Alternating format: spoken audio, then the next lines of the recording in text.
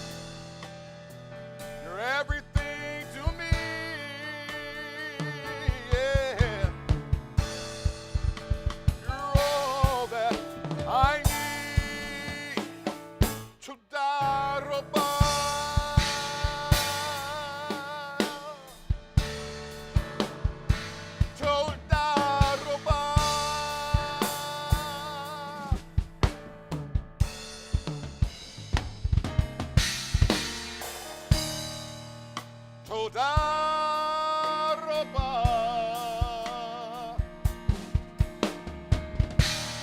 Toda roba.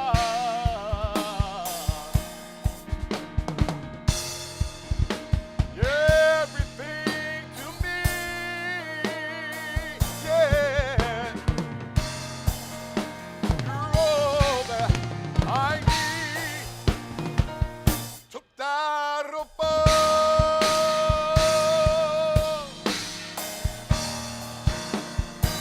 Toda roba.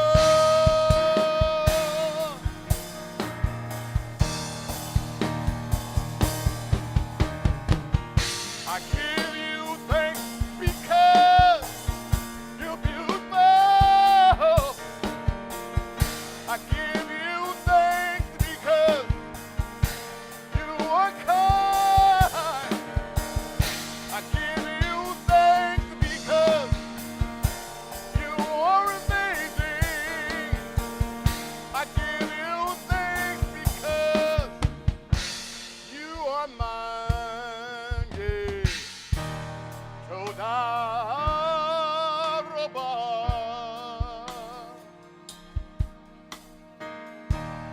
Toda roba.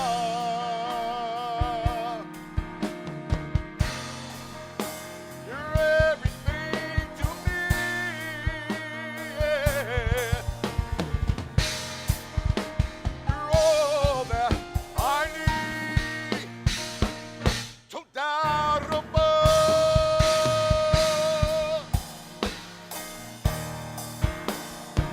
Toda roba.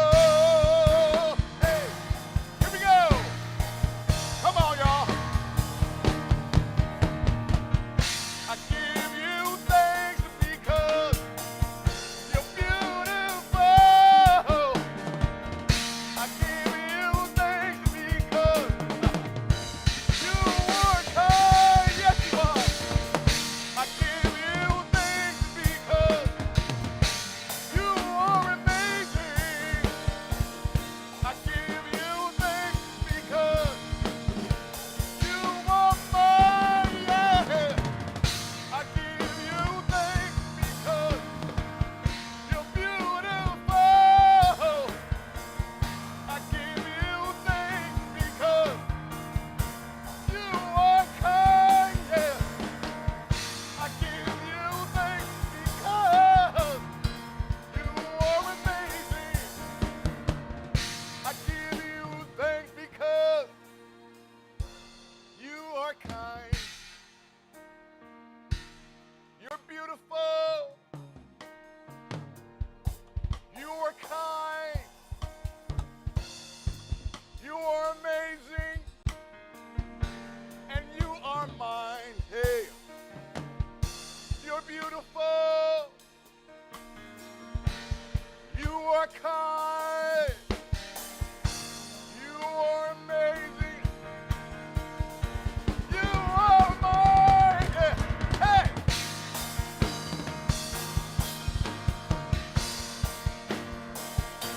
Yeah. Yeah. Yeah.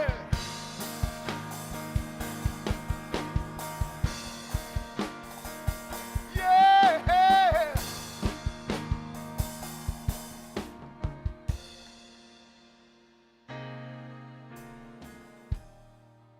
Toda roba.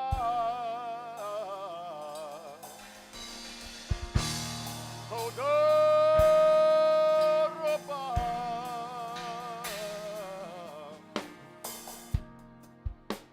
You're everything to me.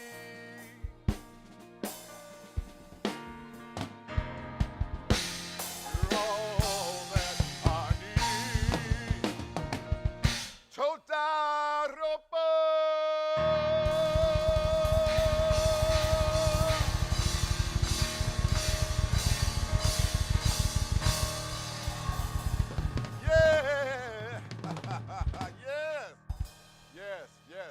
Yes, how many toda ropa? Giving y'all many thanks because he is truly beautiful, amazing. He's all of those things and much, much more. I say Shabbat Shalom to all of you. And may the peace of Yahweh be with you. And those who are watching by stream, social media, may Yah bring you joy, peace, and happiness on this beautiful Shabbat.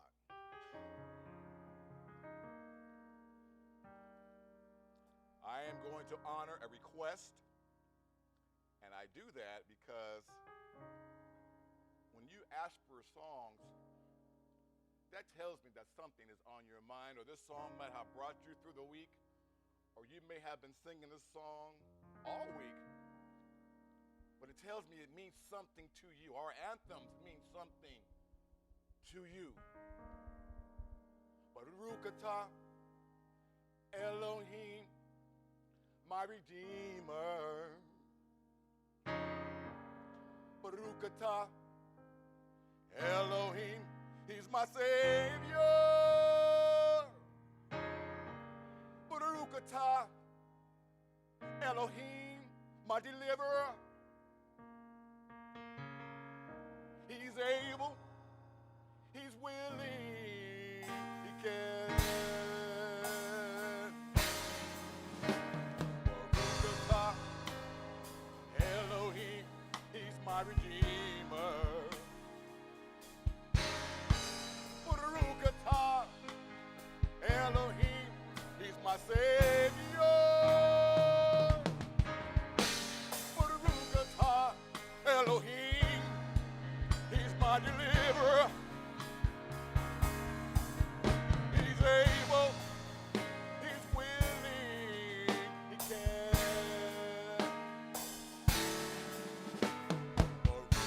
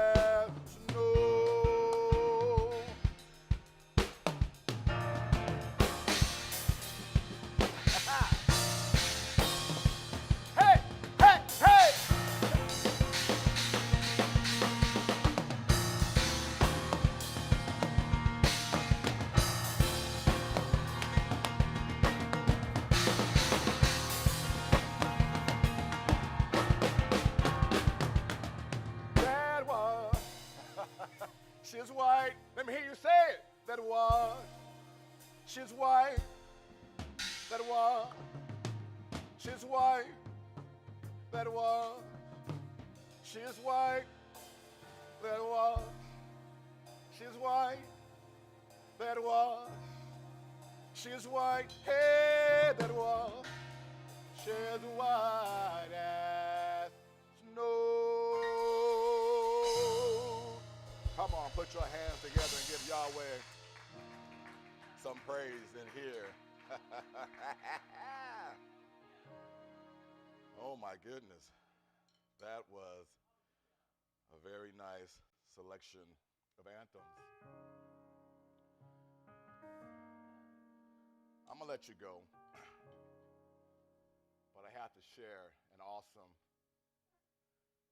report just to tell you how good Yah is. As most of you know, I work in the operating room. I assist surgeons and physicians with surgical procedures, be good, bad, or indifferent. We had a young man come into the OR for emergency surgery. He had colon cancer, and he had a tumor about the size of a baseball. 41 years old, a father of 4, a husband. When he came in the room, and we put him on the table to prep him for surgery, he began to cry. And so our doctor asked him, what kind of music do you like? Because we play music in the OR. I'm known as the DJ there. And he said, do you have some Christian music? She looked at me, and I was like, I don't have it, but I can download it. So I downloaded it. But this beautiful song came on about the heart and how God loves the heart. And this man began to cry. And the father prompted me to go to him. And I touched him on his shoulder, and I grabbed his hand. And I said, do you know who you are? Do you know that the Father will lead you and guide you in everything that you do? He said he'll never leave you nor forsake you. Do you believe it? He says, yes, I believe it. But my babies. And I said, my man, as we're talking, the angels are surrounding your family. They are in the bosom of your Holy Father. Do you believe it? He says, yes, I believe it. I said, so close your eyes and understand that the Father has the will over everybody in this room. He will take our hands and he will perform magnificently to heal your body.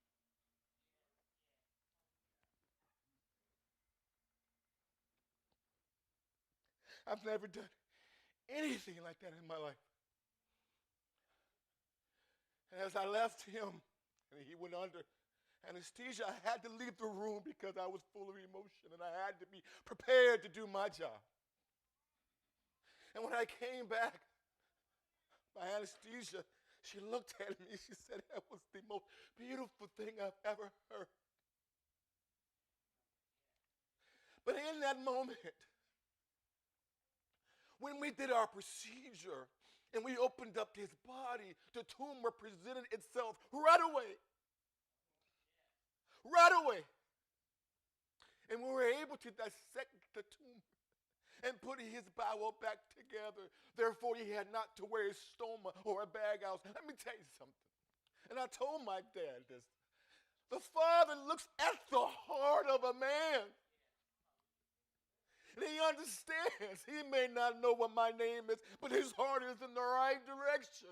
Therefore, I am going to make this surgery expedient, and I'm going to give you the power to take care of this man because right now he's called upon me.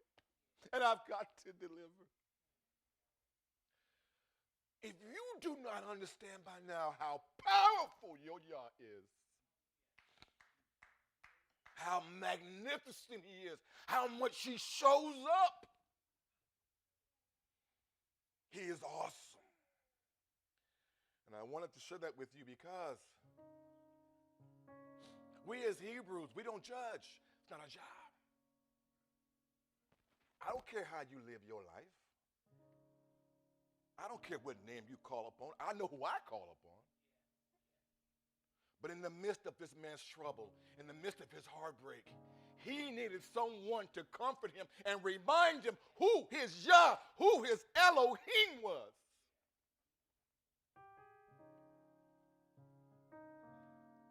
He is awesome. He is awesome. And he will use you. He will use you to show other people how awesome he is. There wasn't a dry eye in that room.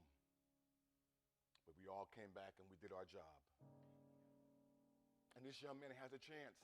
I don't know what the future is for him. But I know one thing. I laid a seed because the father said, hey, go to him. Father, he's not Hebrew. Go to him. I will judge the heart. I will take that matter into my own hands because I created everyone around here. I know your heart. So I wanted to share that with you, and I'm glad you did. All right? Shalom.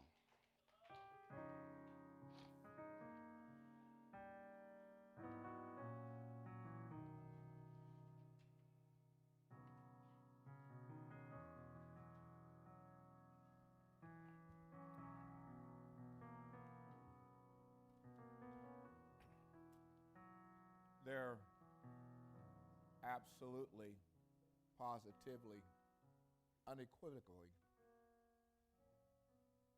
there is no one like the Elohim of Abraham, Yitzchak, and Yaakov.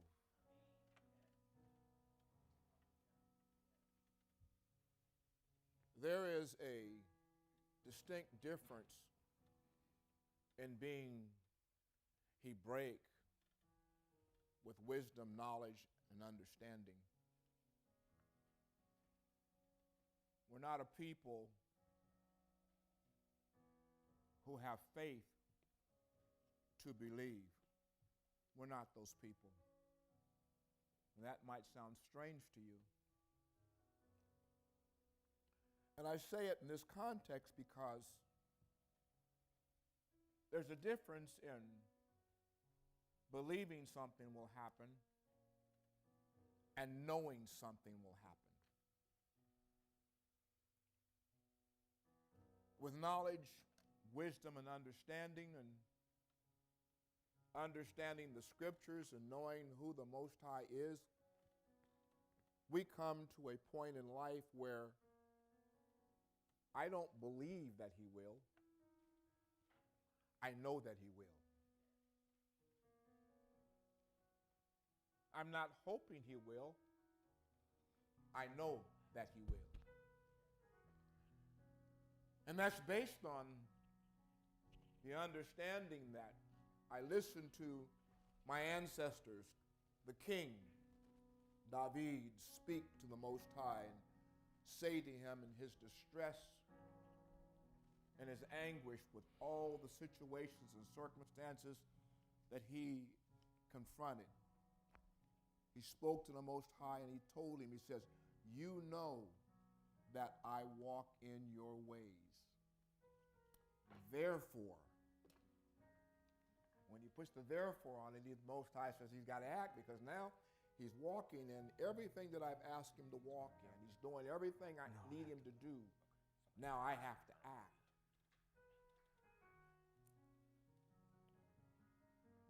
The people who told you that honoring the ways of the Most High, his mitzvot, his commandments, the majority of those people are suffering. The majority of those people don't have an answer to the calamities that confront them. But when you walk in the ways of the Most High, you have an answer. And you have a surety that when you understand him and know him, you know that when you pray, when you talk to him, you have the assurance of knowing, not hoping and not believing, but knowing that he will hear you and come to your defense. Well, Ambassador Appleton is going to continue his discussion with this wonderful young lady that's called Judith. I'm going to take my seat before I say too much because I've learned too much about her. So I'm Ambassador Appleton. All right.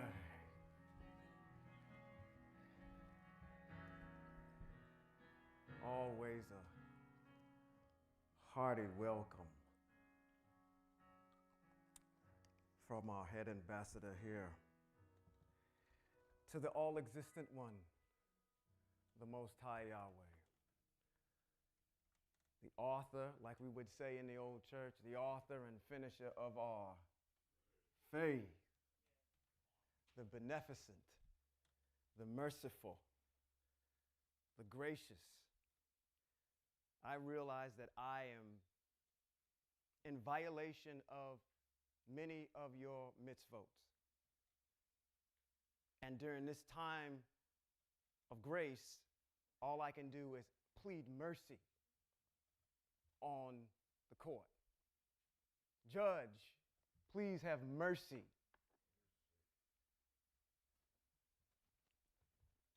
That I may understand and walk in your ways and behave the way you would have me to. So to the all-existent Yahweh, Eye Asher Eye, I say Shabbat Shalom. Shabbat Shalom. All right.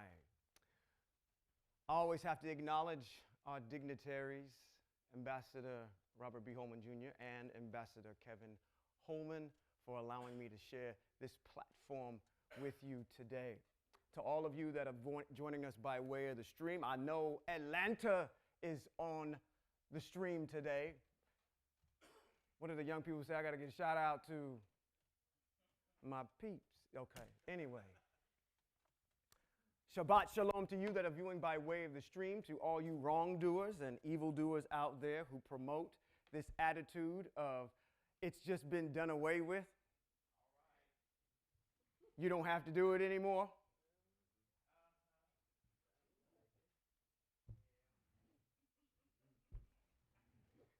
The Most High has me in a place right now where I want to go somewhere.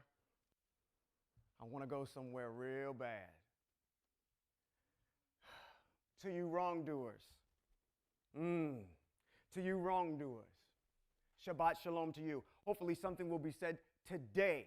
And what I mean by wrongdoers are anybody, again, who teaches against the mitzvot, who diminishes them and says that they're insignificant. Shabbat Shalom to you. To our in-house studio audience today, Shabbat Shalom. One more time. Shabbat Shalom. Shabbat Shalom. All right.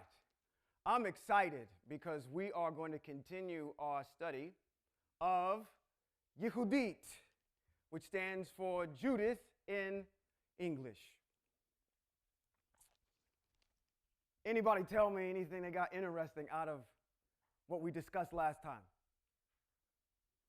And there were crickets and a hush came over Israel. Yes, ma'am. Nebuchadnezzar wanted to be the Most High. That is absolutely 150 billion% correct. Anybody else? Nothing? Well, see, you know what? That's probably one of the most glaring things that's there, because we're trying to set up this issue in two parts, because chapters 1 through 7 deal with the issue. And then chapters 9 through 16 deal with the resolution of that issue. And the issue, as you so eloquently put, was Nebuchadnezzar wanted to enforce his will throughout the land. I want you to abandon the Most High. I want you to turn away. I want you to turn to me. 7 o'clock, 9 o'clock, 11 o'clock service. Turn to something else other than the Most High. Spitting in the face of the Most High. Come on. You catch the gravity of what I'm trying to tell you guys. Every single week, we did it too. You go to a house of worship to tell the Most High or give the Most High a big middle finger to his mitzvot. How would it be if your child came to you once a week and told you you were insignificant and reminded you of it every single week. I don't have to do what you tell me to do. You got a family. I'm looking dead over here at you. Let them kids come over there and tell you, I'm not doing nothing that y'all tell me to do, okay? I just want to make that abundantly clear. We got a better way of doing things. See, they got this blank stare right now, like already formulating in their mind is which tool I'm going to reach for that's closest to me to go right down your throat. So don't you think that the Most High is, what is he doing that to his people now? You getting up every single Sunday to wave your fist at the Most High, and you think as a parent chastising their child that he's going to allow that to go on? And you wonder why you get shot. You wonder why they fear you. You wonder why Devarim chapter 28 is so relevant. But see, what you got is a whole bunch of charlatans over there telling you it's done away with. All that stuff over there, you don't have to worry about it. So all the precursors for the signs of the times you're going to miss.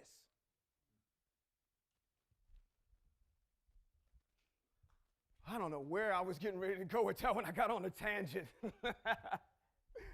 Yehudit. We're going to continue in this study. Oh, my goodness. She is an interesting character, and we have a lot of ground to cover. That thing back there always gets me. Yehudit, the Apocrypha book. Everybody okay and understand what the Apocrypha actually is? So moving forward, we know that these are the books that are outside of the canonized Bible that talk about Yahweh. There are other Apocrypha books for the New Testament, but they deal with their Jesus, okay? So, Yehudit, in my opinion, should have been included in this culmination of work, but she wasn't, for good reason. Again, chapters 1 through 7, the king of the Assyrians wages army. That's Nebuchadnezzar. We found out Nebuchadnezzar was just a surname for an individual. It says Nebo, protect the crown. So that wasn't his actual name. And that army wages war on the empire of Israel. And then in chapter 8, we have the introduction of Yehudit. And I want to get to chapter 8. So I want to move expeditiously, because we are going to introduce your ancestor, and you're going to see how bad this woman really is. All right? I feel like while I'm up here trying to do this issue with Yehudit and trying to talk about her, and I know what's coming up, you know what's coming up. How many of y'all already went through the book? You know what's coming up? You know what she's going to do?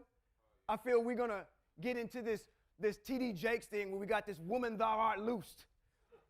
You know? But this is the real woman thou art loosed. But I got something to tell you, T.D. Jakes.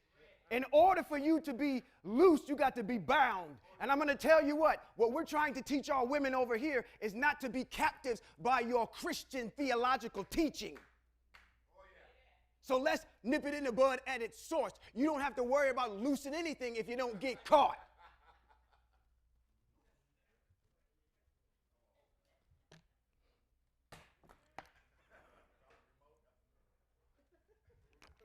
That's supposed to be a microphone.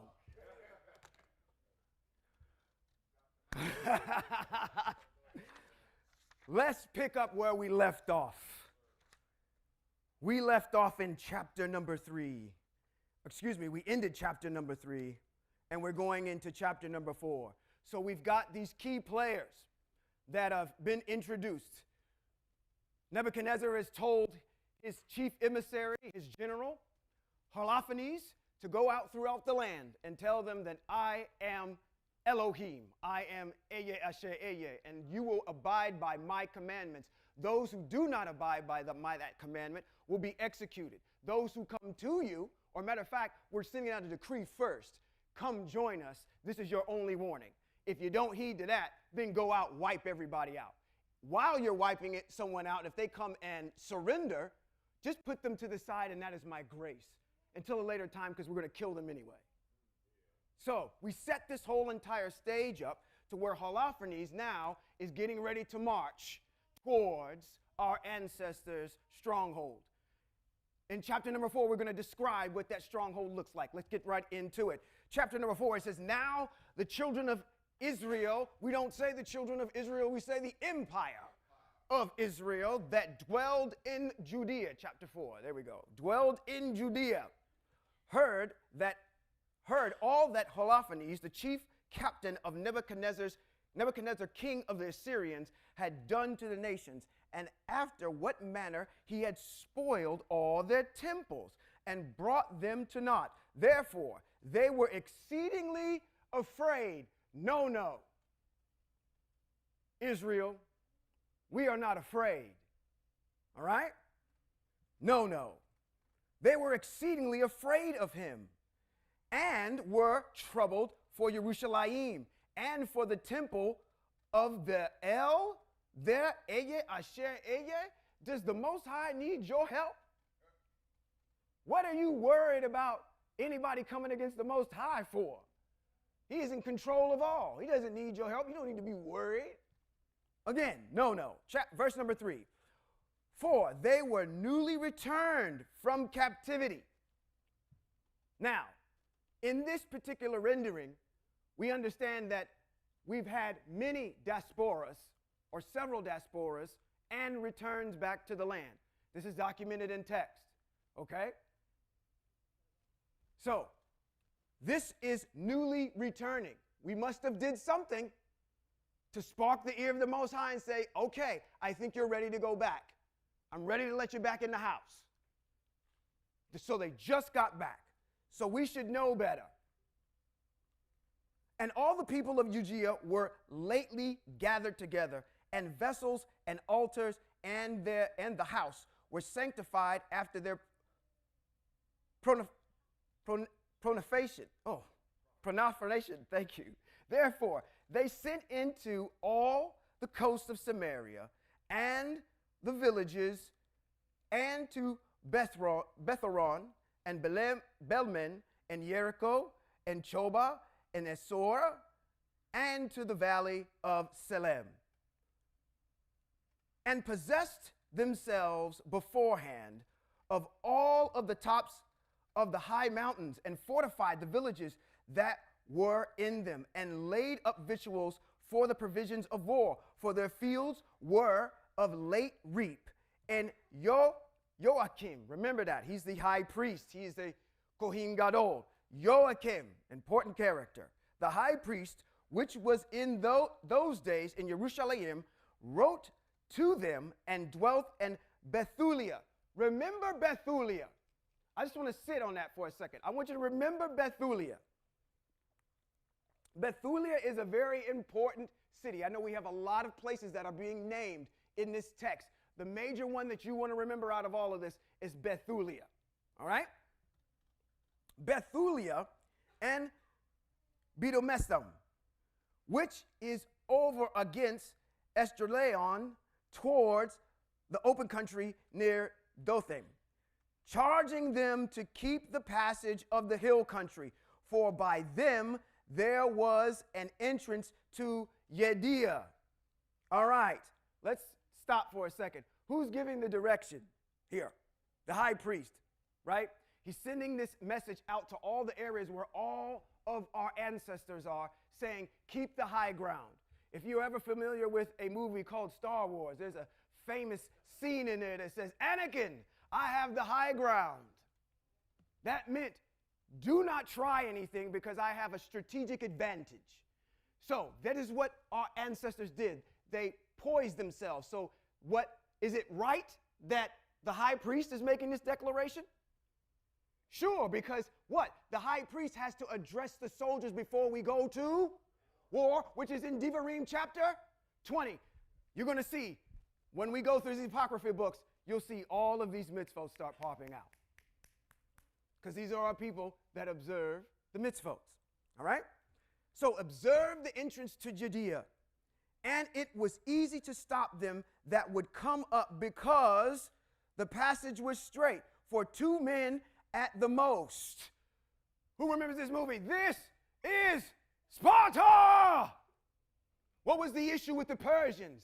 They said, look at this vast army of Persians, and we are only but 300. So what they did was take a strategic point and said, listen, we'll get here in this gap. That means that everybody that comes through here has to come through here. That means that their numbers mean nothing. Okay? So he's telling them, whatever you do, make sure you keep a stronghold on those high points, especially this one that actually has an entering into the land of Judea, which is housing Jerusalem. Verse number 8, and the empire of Israel did as Joachim, the high priest, had commanded them, with the ancients. When it says ancients in here, it says the elders. Just think of the elders. The ancients of all the people of Israel, which dwelled at Jerusalem. And then every man of Israel cried to who? Eye asher eye, with great fervence and great vehemency. Did they humble their souls, both they, listen, who all these people cried out. Listen to the laundry list. Both they, their wives, and their children, and their cattle, and every stranger and hireling, and their servants brought with money, put on sackcloth upon their loins. You got to be in a real bad spot of fear where you're going to go ahead and put sackcloth on a cow, and the cows are even mooing. It says that not only the people, but the animals. Right? You haven't seen that state. That's a state of affairs that's like, oh, okay. Even the animals know we are screwed. Yeah, where's my sackcloth diaper at? This is pretty bad. I'm trying to paint the picture for you of the severity of fear that is in your ancestors, all right? Thus, every man and woman and the little children and the inhabitants of Jerusalem fell before the temple and cast ashes upon their head and spread out their sackcloth before the face of the El. Also, they put the sackcloth about the altar, and they cried to Eye of Israel, all with one consent earnestly. This is the oath that he, who? Eye, would not give their children for prey, and their wives for spoil, and their cities of their inheritance to destruction, and the sanctuary to profanation and reproach, and for the nations to rejoice at. One voice. Do this for us, Eye Asher Eye. Verse 13. So Eye Asher Eye heard the prayers and looked upon their afflictions, for the people did what? Wow. Let me tell you something, and I'm not going to stay on this long, maybe 2 seconds. Fasting is a part of our culture. Do some research on fasting. Please do some research on it. It is a part of what Hebrews or Ibir do. Okay? But they fasted many days in all Judea, and Jerusalem before the sanctuary of the El Almighty. 14. And Joachim, the high priest, and all the priests that stood before El, and which had ministered unto El, and had their loins girded with sackcloth. So, does everybody know what girding your loins is? I always wondered about that. Matter of fact, come on, I need you up here for a second. Yeah, the male model, come on. Come on. Gird up your loins. What we have here is Kevin Holman. He's wearing a... Gird up your loins this is actually a good representation of what our ancestors wore. This is good because what they would do with girding up your loins is what you would do is take the back piece of this, fold it up, and roll it into a knot. So what it would do is make shorts out of your clothes so you could work freely. That's called girding up your loins. So that's what that would look like. That's called girding up your loins. So that means we're getting ready to go to, thank you. Appreciate you. called girding up your loins, just so you have a visual representation of what your ancestors did, okay? So it says, and Joachim, the high priest, and all the priests that stood before El, and they which ministered unto El, had their loins girt with sackcloth, okay?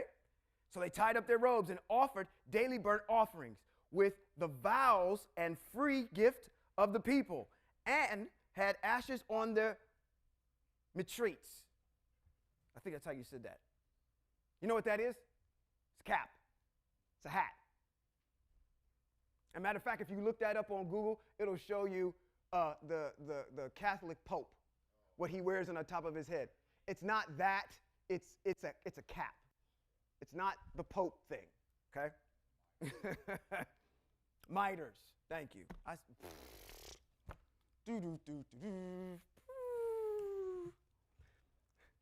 And cried to El with all their power that he would look upon all the house of Israel graciously. Chapter number 5.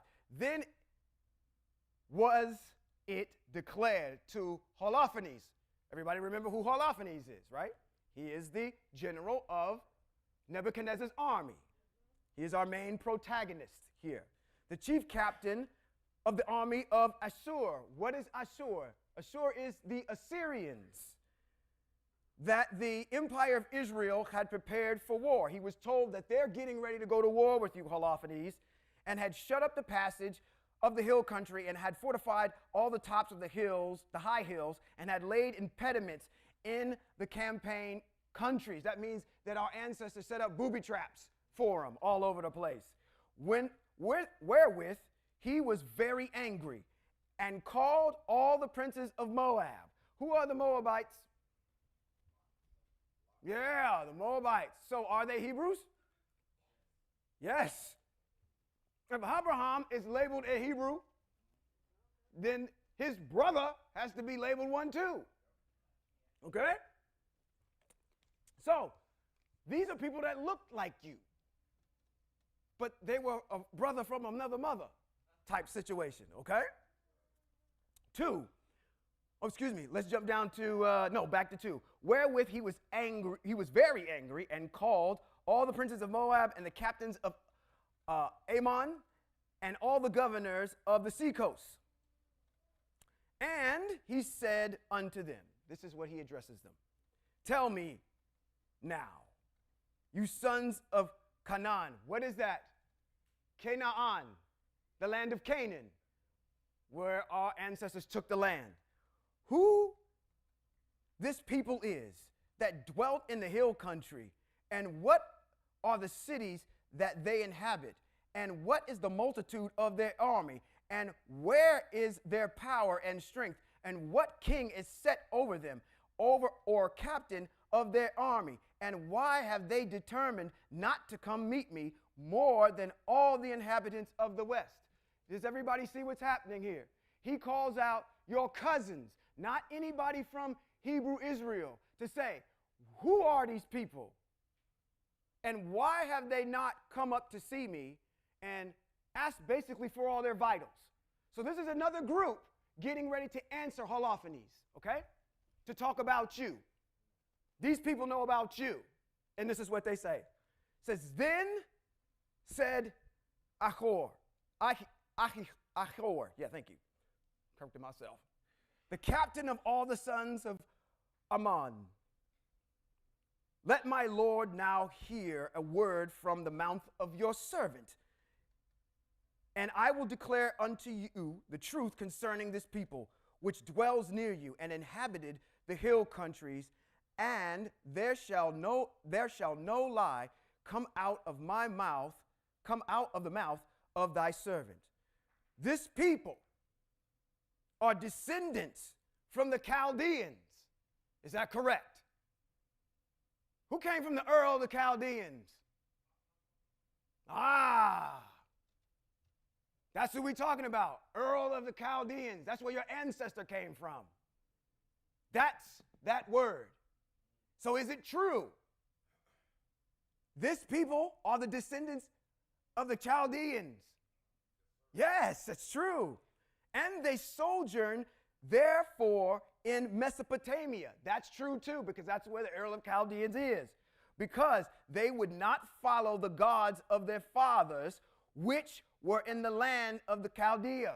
Who was that? Who had a father that had a bunch of idols? Same guy, Abraham. That's who he's talking about, okay? He says, for they left their way of their ancestors and worshipped the Eye Asher Eye of the Hashemayim, the Eye Asher Eye whom they knew, so they cast them out of the face of the Eye Asher Eye and fled into Mesopotamia and sojourned there many days. Then the El commanded them to depart from the place where they sojourned and to go into the land of Canaan. Okay, that's what that really says there. So yes, that did happen. We were there. Our ancestor, Abraham, was with his father. He had a bunch of idols. He found Eye Asher Eye in the Mesopotamian region of the Chaldeans, and he was told, you need to go. We have this covenant between us. Now you need to go. This is what they're recanting. Is this true to text? Yes. All right. So let's go down to, Canaan, where they dwelt, and were increased with gold and silver. Was Abraham not increased with gold and silver? Yes, he was. And with very much cattle. But when a famine covered the land of Canaan, they went down into Mitzrayim and sojourned there, where they were nourished and became a great multitude. Did that happen? You're in the book of Shemot right now. You came through all of Bereshit, and now you're in the Shemot. So that one could not number their nation. Therefore, the king of Egypt, who is that? Paro, rose up against them and dealt subtly with them and brought them low with laboring in bricks and made them slaves. This is another group talking about your history. Wait a minute, do you not see what's happening here? There are other groups of people out here that know your history. Because you don't know it, you are falling victim to all of the things, the curses that are in the covenant. These people that are out here, you think these Catholics don't know your history? You don't think these other people out here, they're ignorant, they don't know anything. We can teach them about this Yeshua character, and they'll believe it.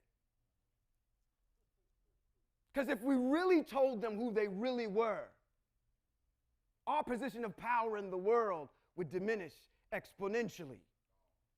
See, we have to keep up this idea that we're the largest group when actually you only represent only a third. So, this is about power, all right? Not this particular piece, but what's going on. But I'm trying to draw that parallel to say it's happening when your ancestors, and it's happening now. Oh, where they were nourished them. Okay, so 12. So then they cried unto the Eye Asher Eye, and he smote all the land of Egypt with incurable plagues. I wonder if that happened. So the Egyptians cast them out of their sight, and Eye Asher Eye dried the Red Sea before them and brought them to Mount Sinai. And that should be Kadesh Barnea, which you would know that as. And cast forth all that dwelt in the wilderness. So they dwelt in the land of the Amorites, and they destroyed by their strength all of them of Esbon. You know who that is? Shihon and Heshbon. Those are those two great kings they had to fight before they actually transversed into the land and actually went over into Jericho. All right? And I had a note here that if you want to go back and look at that particular piece. It's in Bamidbar chapter 21, verse 34. Moving forward. And passing over the Yarden, they possessed all the hill country, and they cast forth before them the Canaanite, the Pezerite, the Jebusite, the Shemite, the Girgasites, and dwelled in the country many days. And while while they sinned, not before the Eye Asher Eye, they prospered because the Eye Asher Eye that hates iniquity was with them. But when they departed from the way which he appointed them, they were destroyed in many battles very sore, and were led captives into lands that were not theirs. And the temple of the Eye Asher Eye was cast to the ground, and their cities were taken by their enemies. Did that not happen? Is there anything that's telling you we shouldn't be in these apocryphal books? This is affirming what's already in the Masoretic text. Verse 19, but now are they returned to the Eye Asher Eye, and are come up from their places where they were scattered, and have possessed Yerushalayim. This could happen to us.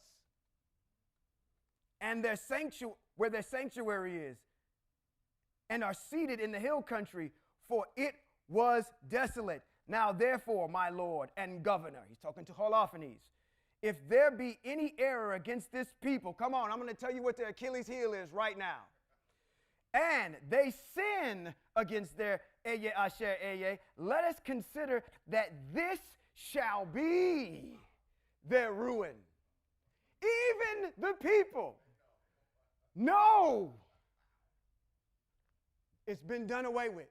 You don't have to do it. Don't worry about it no more. You don't have to do it, okay? What am I doing? I'm separating you from your Elohim. So you what? Sin. You think that this is all happening by coincidence. Like, oh, it's not. Okay? I'm showing you that there is a master plan at play. It shall be their ruin, and let us go, and we shall overcome them. But if there be no iniquity in their nation, then let my Lord now pass by, lest their El defend him. He even know. Listen, if the moment that they are in compliance with the Most High, don't try it. Just move on to the next place, because it ain't going to work. So, he says, lest their El defend them, and their Eye Asher Eye before them, and we become a reproach before the entire world. We will be decimated if they team up with the goat. And when Achior had finished these sayings, and all the people standing round about, I'm going to show you some arrogance right now. And all the people standing round about the tent murmured, and the chief men of Holofernes, and all that dwelled by the seaside and in Moab, spoke that he should be killed. That's some arrogance right there. How dare you come before Holofernes and say that there's some army that's greater than King Nebuchadnezzar and the Assyrians? How dare you? He must die. For, say they, we will not be afraid of the face of the empire of Israel. For no, it is a people that have no strength, no power for a strong battle. Now, therefore, Lord Holofernes, we will go up, and they shall be prey to be devoured of all thine army. Chapter number 6. And when the tumult of men that were there, that were about the council, was ceased, Holofernes, the chief captain of the army of Ashur, which is the Assyrians, said unto Achor and to all the Moabites before all the company of other nations, and who art thou, Achor, and your hirelings of Ephraim? Why does he call him a hireling of Ephraim? I just told you, this individual is a Moabite. Moabites are considered Hebrews. Hebrews, there is our people. These Ephraimites are Hebrews. So he's saying, you agent of the Hebrews, you even look like him. You're one of their cousins, okay? So you hirelings, or the hirelings of Ephraim, that thou hast prophesied against us today, and hast said that we should not make war with the people of Israel because of their Are you for real? You want me to believe that this God is going to protect them? Where is he? Is he carved in some tree somewhere? Present him. He's talking about King Nebuchadnezzar here. King Nebuchadnezzar, will send his power and will destroy them from the face of the earth.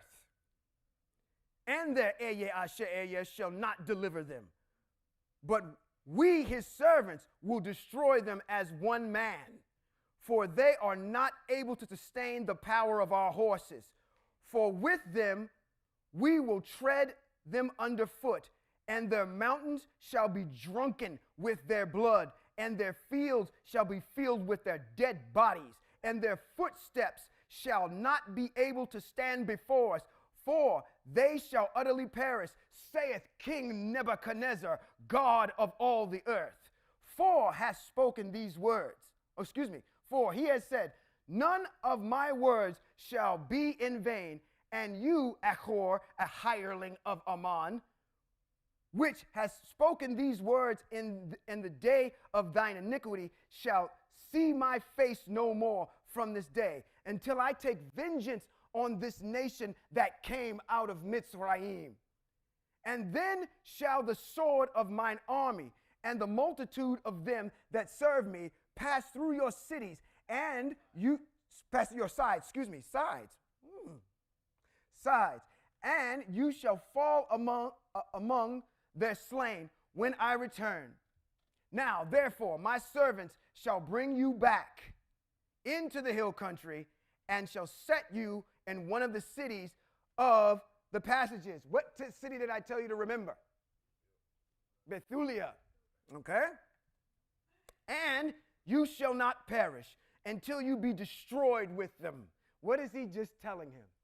How dare you come in my presence and say that this group is going to destroy us? They don't have enough people to even deal with all of the horsemen that we have here. This little rinky-dink Mickey Mouse group of people. How dare you? But I'm going to do you a favor and spare your life. I'm going to deliver you unto these people, and I'm going to let you live that amount of time until I show up and kick down the front door. I will kill you with them. That's what he just got done telling him. Verse 9, and if you persuade yourself in your mind that they shall be taken, let not your countenance fall. I have spoken it, and none of my words shall be in vain. 10, then Holofernes commanded his servants that waited in his tent to take Achior and bring him to where? Bethulia, and deliver him into the hands of the empire of Israel. So the servants took him and brought him out of the camp into the plain, and they went from the midst of the plain into the hill country and came unto the fountains that were under Bethulia. And when the men of the city saw them, who? The men of Bethulia, who are your ancestors. When the men of the city saw them, they took up their weapons and went out of the city to the top of the hill, and every man that used a sling.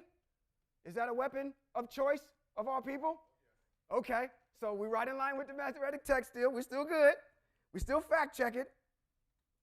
That kept the sling from coming up by casting stones against them. Nevertheless, having gotten privily under the hill, they bound Achor and cast him down and left him at the foot of the hill and returned to their God. Who is their God? Nebuchadnezzar and his emissary Holofernes. But the Israelites descended. Oh my gosh. I'm so glad I got y'all. Yeah, read. That's why they had them people. Read. I'm going to go. I can't over here and read at the same time and then go ahead and explain it. I'm all out of breath. I'm seeing words that aren't even there. But see, that's good because your Hebrews have been trained to do that. When somebody is standing before you, we're going to make sure that it is correct and right. We are checking ourselves. So, thank you. I know that y'all awake. All right. Then Holofernes commanded his servants. And I said, Oh, I already did that already. I jumped back all the way up to 10. Excuse me, 14. But the Israelites descended from their city and came unto him and loosed him and brought him to Bethulia and presented him to the governors of the city, which were in those days Ozias, the son of Micah, of the tribe of Simeon. I got to make a note right here. You may be doing some research on Yehudit. They might tell you that she is from the tribe of Simeon. The jury is still out on that one for me.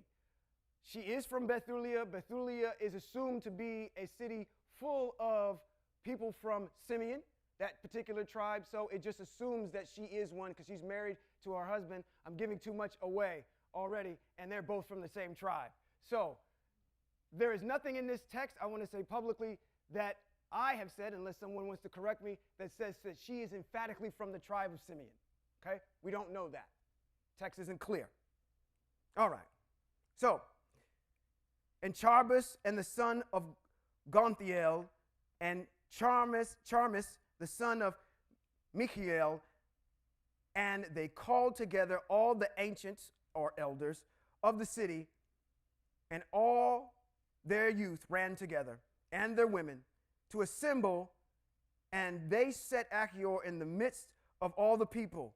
And Ozias asked him of which was done, and he answered and declared unto them the words of the council of Holofernes, and all the words that had been spoken in the midst of the princes of Ashur, or the Assyrians, that whatsoever Holofernes had spoken proudly against the house of Israel, then all the people fell down, worshipped Eye Asher Eye, and cried unto Eye Asher Eye, saying, why are they happy? Why are they happy? Check this out. You got this Ammonite, okay? Holofernes is asking this Ammonite, who are these people? This Ammonite says, Achior, that's his name, says, this is who these people are. We just went through that dissertation. They transversed through the desert. They came from the Ur of Chaldeans. This is what their Achilles heel is. But if you go against them, you're going to perish. That's Achior telling Holofernes about this people. So what happens is he says, how dare you? We are the rulers of the world. Take Achior, and give him to the Israelites. So when I march there, I'm going to kill all of them and that Achior at the same time. Okay? Now, what do we have? We have the issue of now he's actually transversing. He's been thrown down a hill. The Hebrews have come out with their slings, seeing that these people are coming up. Achior is coming up with these people that are coming from the Assyrian army. They're pelting them. They hide under, they get some cover, and they roll Achior out. And then they run back. The Hebrews go down, they get Achior, and now they're happy because they're saying Ozias, who's the governor of Bethulia, is asking Achior now. He says, hey, tell us all this stuff that's been going on with Holofernes. And he obliges. What did he just get? Intel. Most High just rolled some intel just right in through the front door. For all of you that are scurrying and scared about what's going on, let me give you some ease. Let me show you what's getting ready to happen so I can calm you down because you're a bunch of scaredy cats. See how all this stuff is working in the text? All right. This is what it said. It said in 19, it says, oh, El, Eye, Asher, Eye of heaven, behold their pride and pity, the low estate of our nation, and look upon the face of those that are sanctified unto you this day. Then they comforted Achior and praised him greatly. And Ozias took him out of the assembly unto his house and made a feast to the elders. And they called on Eye Asher Eye all that night for help. Chapter 7. Come on. Your ancestor shows up in chapter number 8. She's right around the corner. Come on. Let's go. Let's get there. Chapter 7. So we're establishing the problem here. The next day, Holofernes commanded all his army and all his people, which were come to take his part, that they should move their camp against Bethulia, to take aforehand the ascent of the hill country, and to make war against the empire of Israel. Then their strong men removed their camps in that day, and the army of the men of war was 170,000 footmen and 12,000 horsemen. How many men do we have total? What's 170,000 plus 12,000? What? 182,000 men, beside the baggage, and other men that were afoot among them, a very great multitude. And they encamped in the valley near Bethulia by the fountain, and they spread themselves in the breadth of Dothaim and Belem, and in the length of Bethulia unto Cinnamon, which is over against Esdraelon. For now the empire of Israel, when they saw the multitude of them, when they saw all of these people at their front door, were greatly troubled. And they said, everyone to his neighbor, now, will these men look up the face of the earth? For neither the high mountains, nor the valleys, nor the hills are able to bear their weight. Then every man took up his weapon. Boo, boo, boo, boo, boo, boo, boo, boo, boo, boo, boo. You know, when you got the movies and you're watching, they're beating their chest, getting ready, right? They're getting ready for war. When they saw that great multitude, then, in 5, then every man took up his weapon of war. And when they had kindled fires upon their towers, they remained and watched all that night. But in the second day, Holofernes brought forth all the horsemen in the sight. I'm going to let you see how many people we got out here. Of the empire of Israel, which was in Bethulia, and viewed the passage up to the city, and came to the fountains of their waters, and took them. That is very important. That is a very strategic move in this particular narrative. They take their water supply. Remember that. That's a key point. They took their water supply. They came to the fountains of their waters and took them, and set garrisons of men of war over them, and he himself removed toward his people. Then came unto him all the chief of the children of Esau, your cousins, and the governors of the people of Moab, and the captains of the sea coast, and said, these are people that are with Holofernes against your people. It says, let our Lord now hear a word, that there be not an overthrow of his army. For this people of the empire of Israel do not trust in their spears, but in the heights of their mountains wherein they dwell, because it is not easy to come up to the top of the mountains. Now therefore, my God, what? Fight not against them in battle, and there shall not so much as one man of thy people perish. Remain in your camp, and keep all the men of your army, and let your servants get into their hands the fountain of water, which issues forth of the foot of the mountain. For all the inhabitants of Bethulia have their water thence, so shall thirst kill them. You don't have to go fight. We'll just take their water supply and we'll drought them out. This is an agricultural set of people. If they don't have water, then you don't have a lot of different things, okay?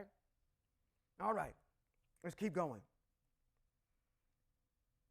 And they shall give up their cities, and we and all our people shall go up to the tops of the mountains that are near, and will camp upon them, and watch that none go out of the city. So they and their wives and their children shall be consumed with fire, and before the sword come against them, they shall be overthrown in the streets where they dwell. Thus shall you render them as an evil reward, because they rebelled and met not your person peacefully.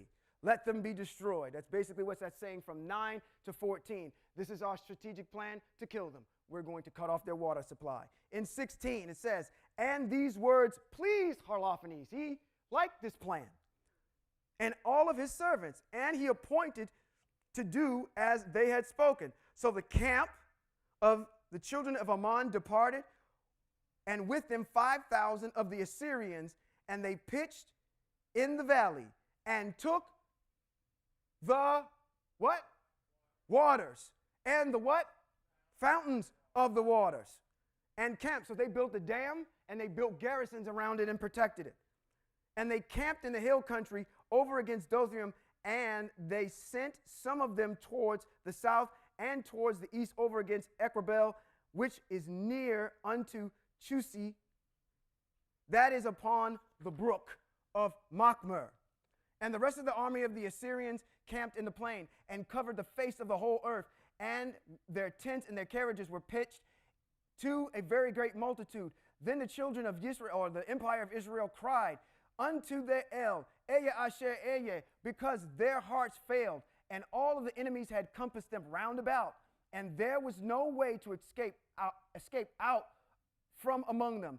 Thus all the company of the Assyrians, or Ashur, remained about them, both their footmen, chariots, and horsemen, 34 days, so that their vessels of the water failed all the inhabitants of Bethulia. So what is that telling you? They got there, they camped, they showed them their army. They only took 34 days.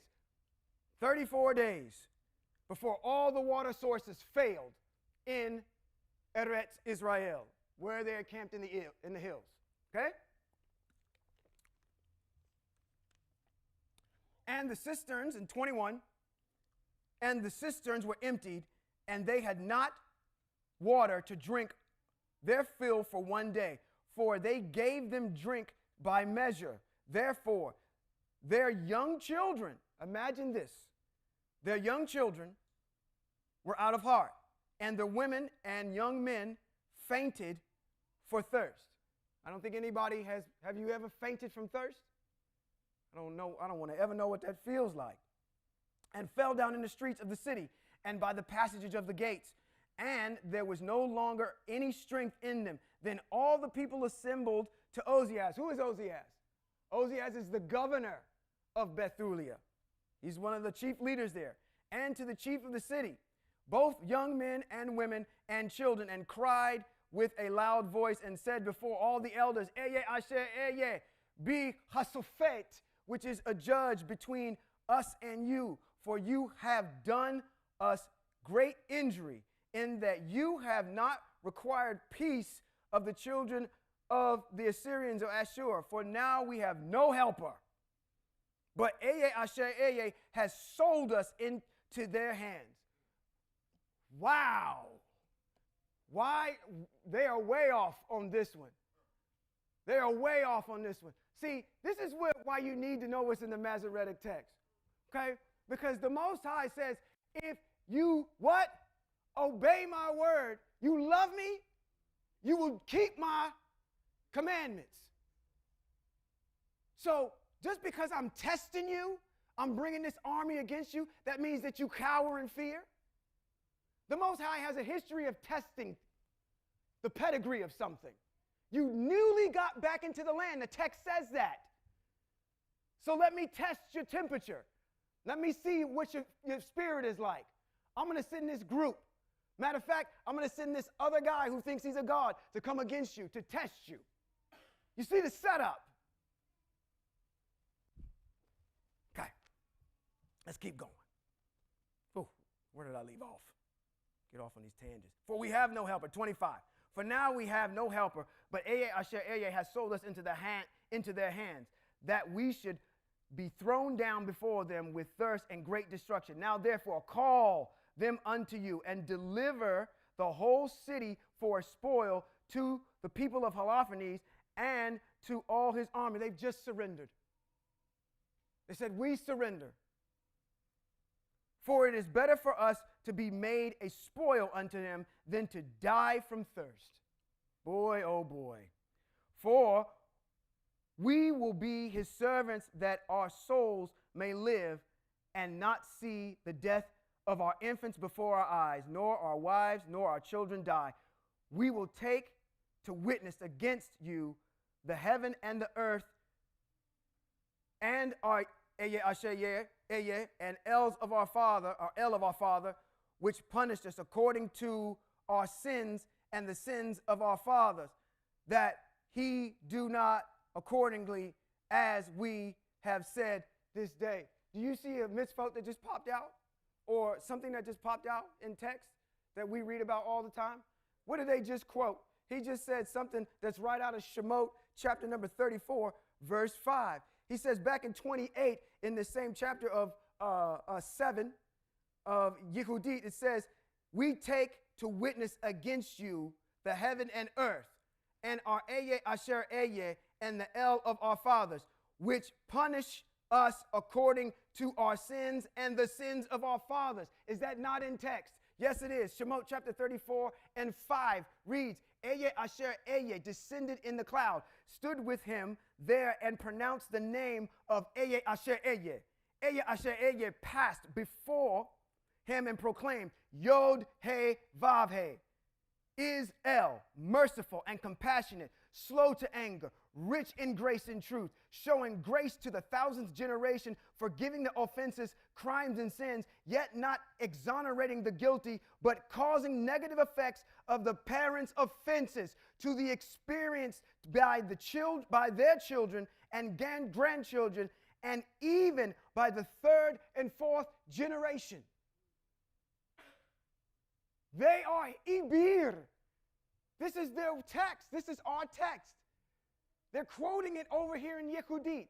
I'm only making that parallel to draw the attention or the importance to the fact that these are closely intertwined. Okay? Just because they're not in the Masoretic text canonized doesn't mean that they don't exemplify mitzvot.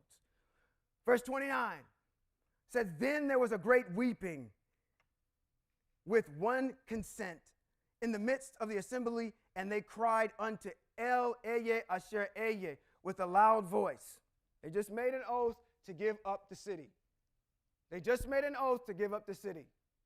And then they're going to cry out with a loud voice to the Most High. They gave up on the Most High without even letting them have an opportunity to do something. Wow. Verse number 30. Then said Ozias to them, brethren, be of good courage.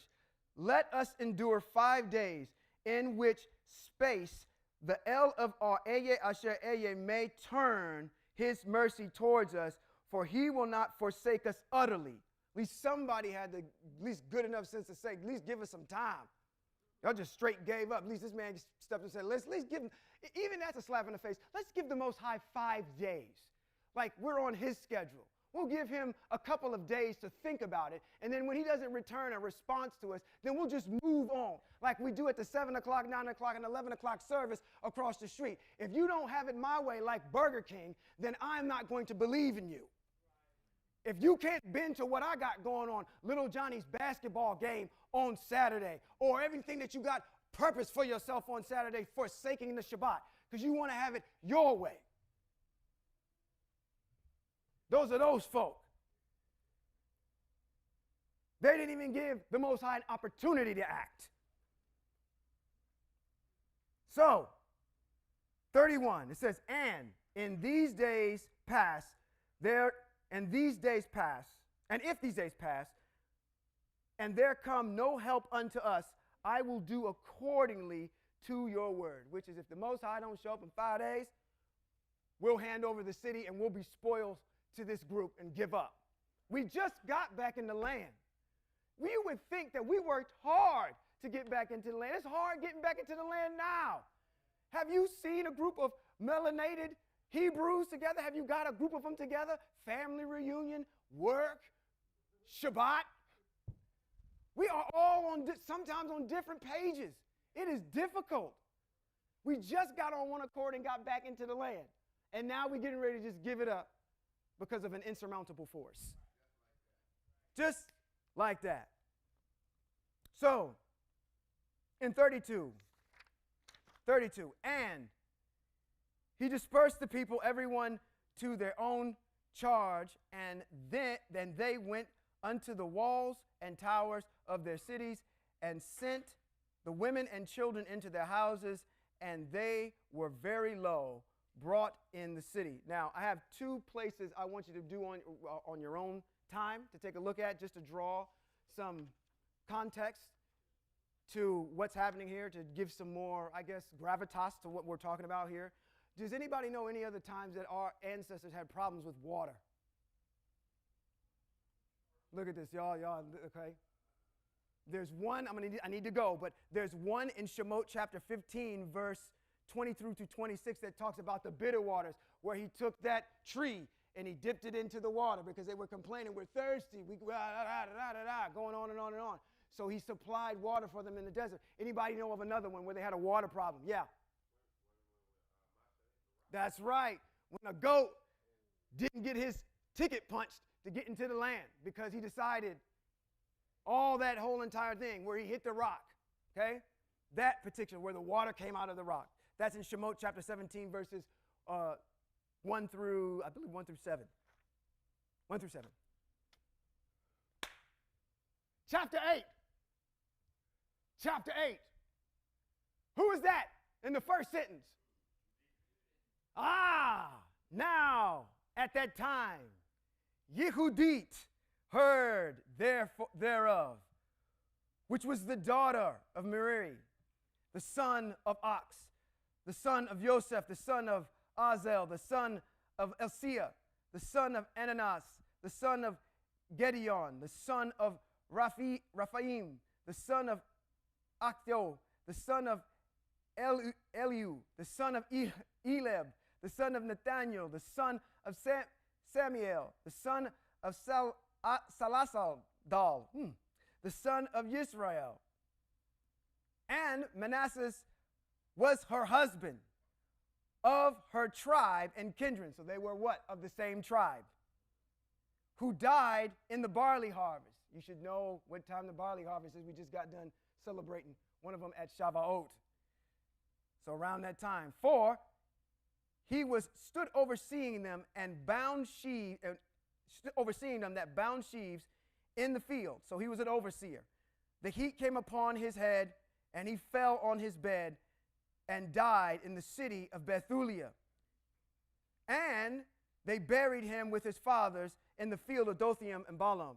So Yehudit was a widow in her house for 3 years and 4 months.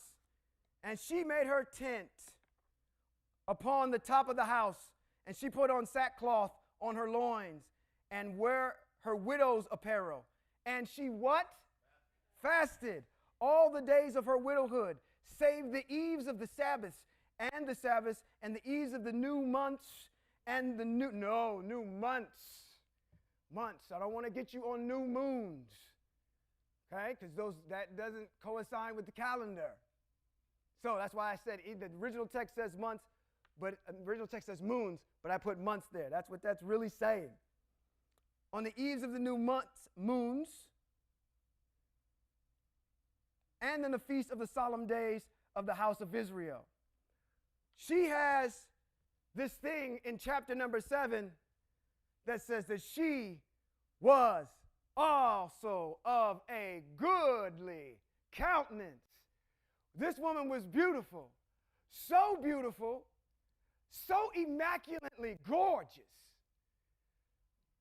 that you're going to have to come back next week for more for me to tell you all about it. So let me bless you. Yiverekaka, Yahweh ve'ishmereka. Yair Yahweh panav eleka vihuneka. Yisa Yahweh panav eleka v'yasam laka shalom. May Yahweh bless you and keep you. May Yahweh make his face to shine on you and show you his favor. May Yahweh lift up his face towards all of you and give you shalom. Until next time, and we continue with our study of our ancestor Yehudit, I say all of you, Shabbat Shalom.